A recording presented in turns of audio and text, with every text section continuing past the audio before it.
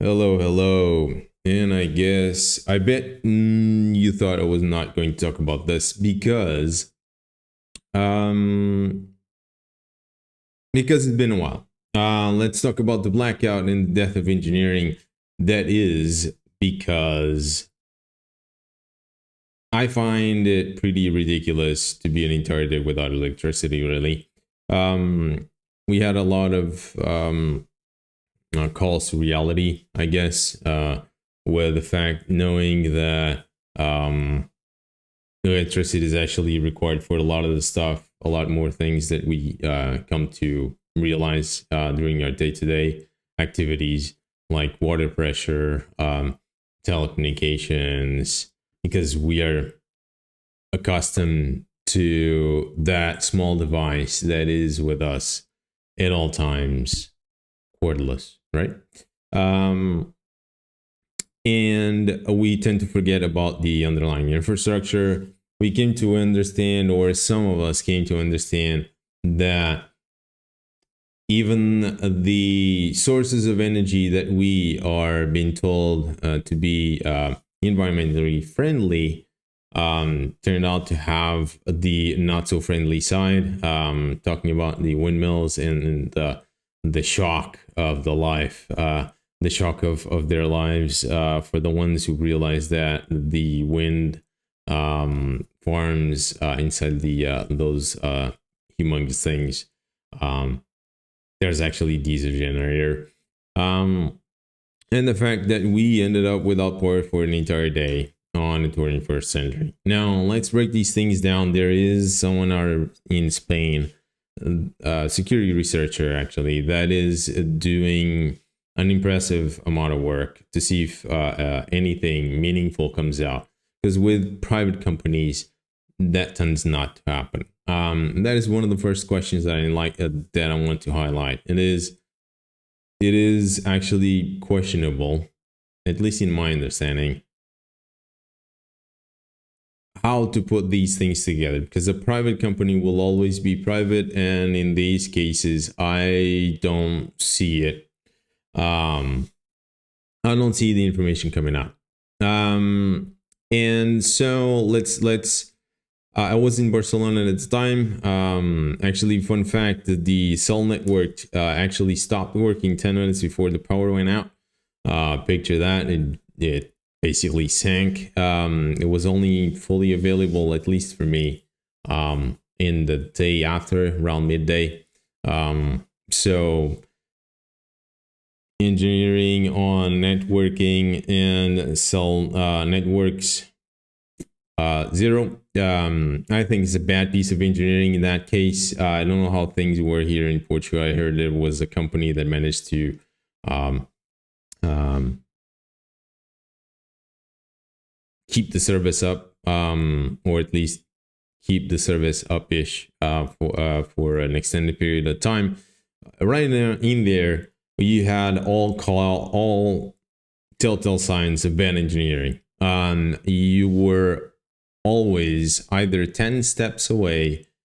You were for the most part, 10 steps away from either having some GPRS or no cell service at all.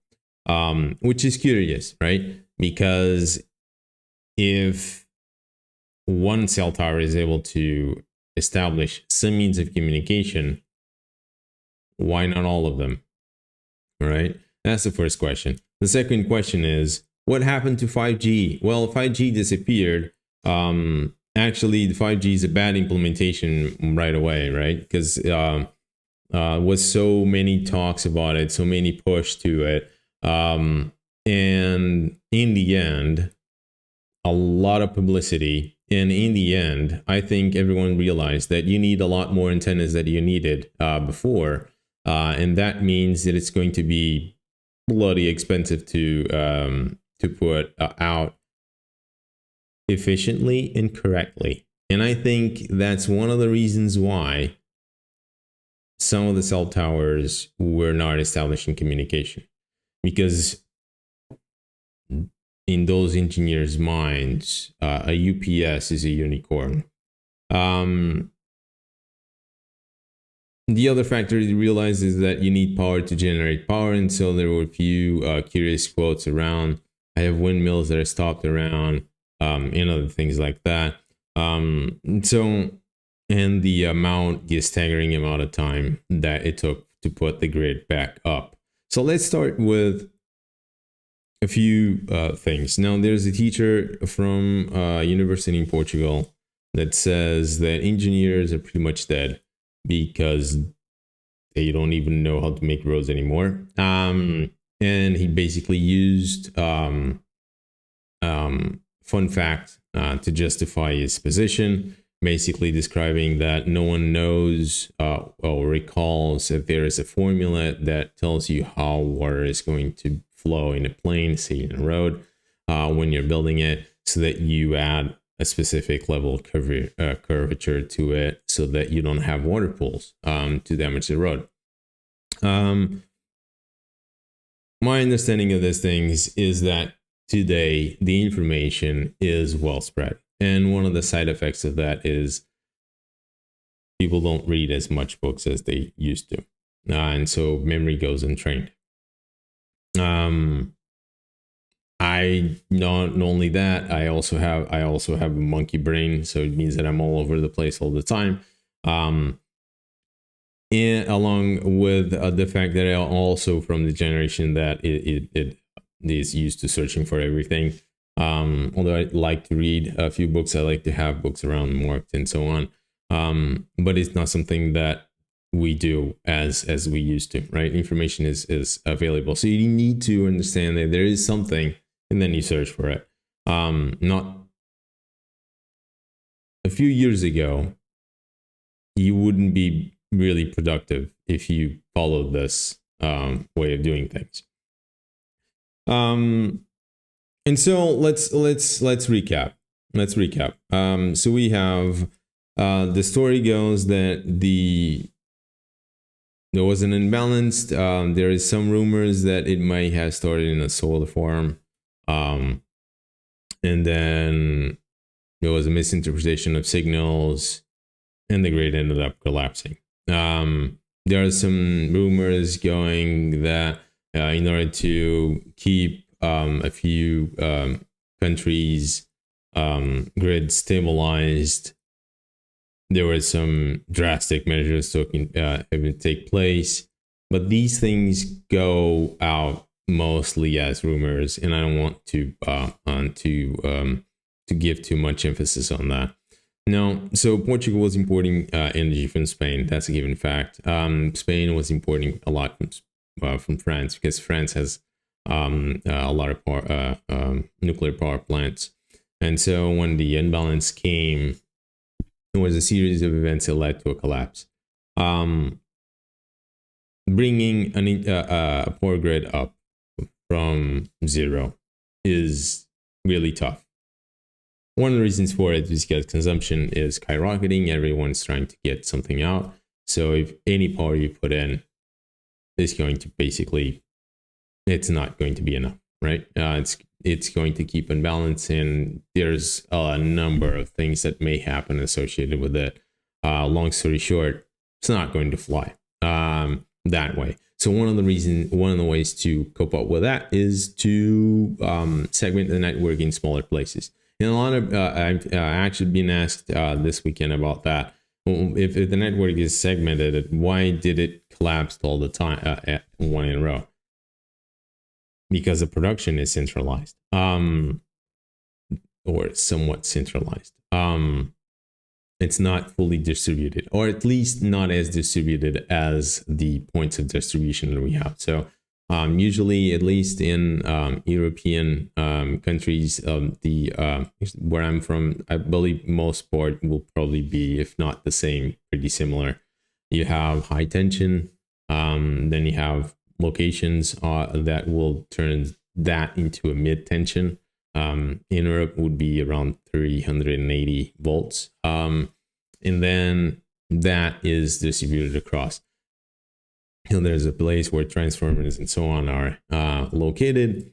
And if I'm going to circle back to this one shortly, but these locations here exist in key locations, and so when you're trying to put back power back together, what do you use those locations to steadily cope up with demand and production to step by step bringing the power back up together. So there's many sections, there's many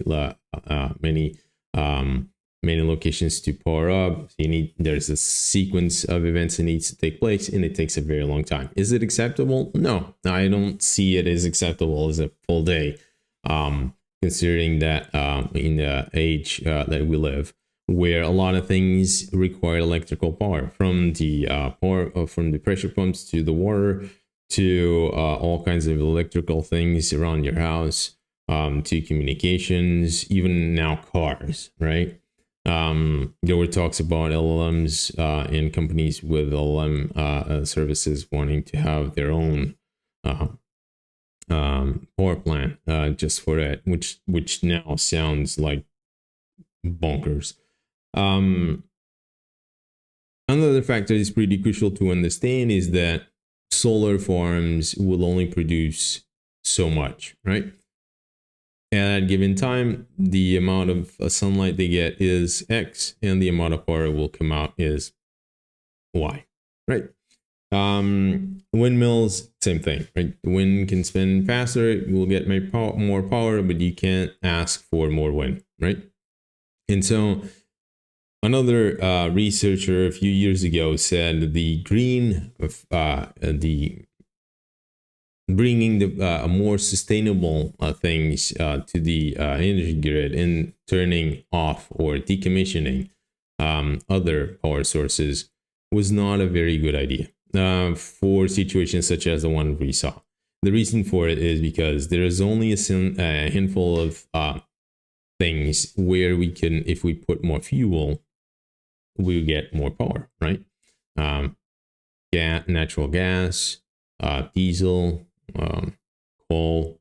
But those things have bad names these days, and so there's a lot of greenwashing going on, and we decommissioned a lot of them. And those are pretty crucial when you want to cope up with demand, either because everyone is cooking dinner at the same time, or because the power grid somehow struggling, and now you need to inject more power into it, right? But that came to a surprise, right? Nobody was expecting that. On top of that, we've seen a lot of recently. We've seen governments talking about the further digitalization of money and identity. Which, when we talk about an event like this, in the perspective of an event like this, sounds pretty damn ridiculous. Really. I was in Barcelona at the time, as I was saying. I tried to head up to a bank to get some cash because it was on electronic. I was on cards basically, and I didn't know how much that was going to take, and so I tried to get some cash out of the bank, which basically told me I have no means of verifying your account or your data or your balance, so I can't give you anything, which sounded pretty odd, knowing that I spent a whole day. I didn't know how much it was going to take, and I know there are a lot of people out there that have worse situations than I was, but considering the scenario that we are doing this exercise on, and considering that we are being pushed into a more digitalized society, having someone at the same time telling us that we might expect more situations like this is far from being acceptable. So bad engineering and engineering as a whole is at risk, from my perspective at least. Why? Because these companies, I think they're really pushing things towards a profit instead of having things stable and implemented correctly. And the reason why I say this is pretty simple. In those very same points that I was talking about a few minutes ago,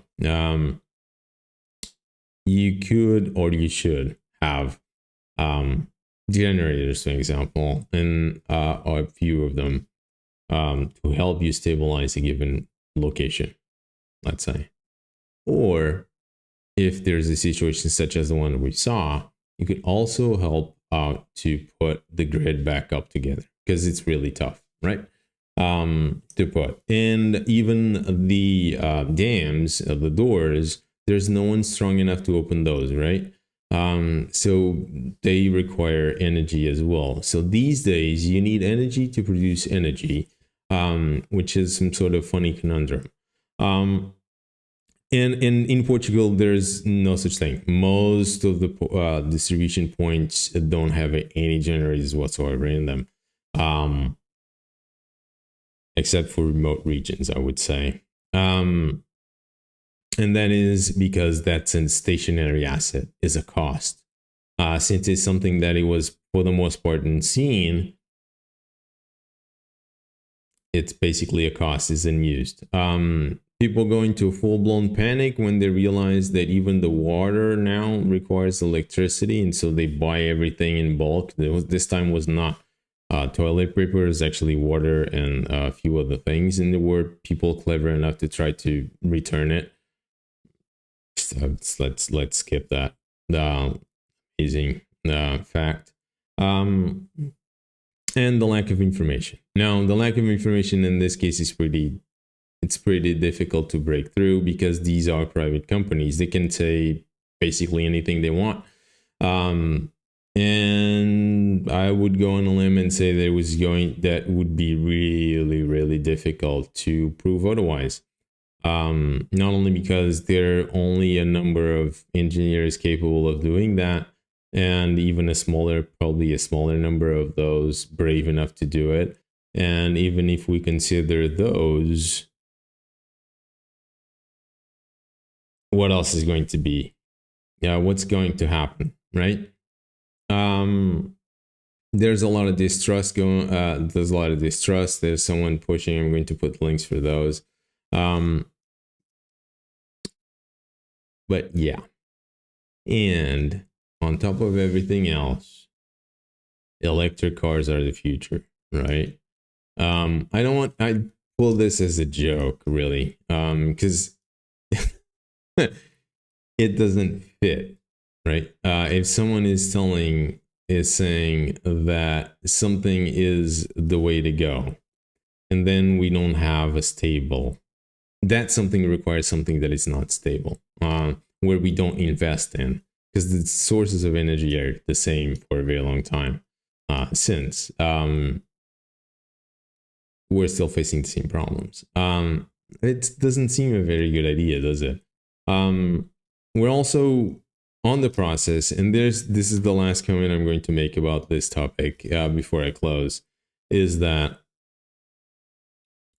the idea of having solar farms and wind farms is to be more environmentally conscious, right? Now, if we are removing trees and emptying entire tops of mounds to put solar panels on,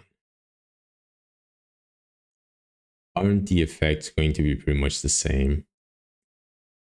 It's a legitimate question, really. We're not putting any gases out, right? But trees, last time I checked, was actually, they also had a role other than the general environment. They also help out with the carbon dioxide and the oxygen thing that we all breathe and stuff. So cleaning them off to put solar panels in at the scale that things are happening, at least where I'm from, it is starting to look a bit ridiculous, at least from my perspective. I recently traveled a few kilometers and came across a few locations where it was worryingly strange, especially in considering that when there's no sun, there's no power, and we have problems accumulating the energy. Storing the energy is a problem. It's a very, very big problem. So this will be it for now. Stay frosty. Buy that analog radio, because that was the thing that everyone used, right? And let's hope they don't need ChatGPT to put the grid back up together the next time. Till then, see ya.